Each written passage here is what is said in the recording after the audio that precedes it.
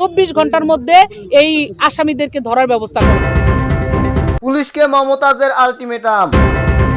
মানিকগঞ্জ ২ আসনের সাবেক সংসদ সদস্য কণ্ঠশিল্পী মমতাজ নির্বাচন পরবর্তী সহিংসতায় জড়িতদের 24 ঘন্টার মধ্যে গ্রেফতারের আলটিমেটাম দিলেন পুলিশকে।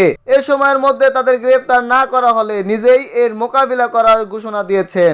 শুক্রবার মানিকগঞ্জের হারিয়ামপুর উপজেলা আওয়ামী লীগের কার্যালয়ের নেতাকর্মীদের সঙ্গে মতবিনিময় সভায় তিনি এই হুঁশিয়ারি দেন। পরে সাংবাদিকদের সঙ্গে কথা বলার সময়ও আলটিমেটামের কথা জানান তিনি। মমতাজ শুক্রবার দিনভর সোয়িঙ্গার ও হরিয়ানপুর উপজেলার বিভিন্ন এলাকায় ঘুরে নির্বাচন পরবর্তী সহিংসতায় আহত ও ক্ষতিগ্রস্ত নেতাকর্মীদের খোঁজ খবর নেন।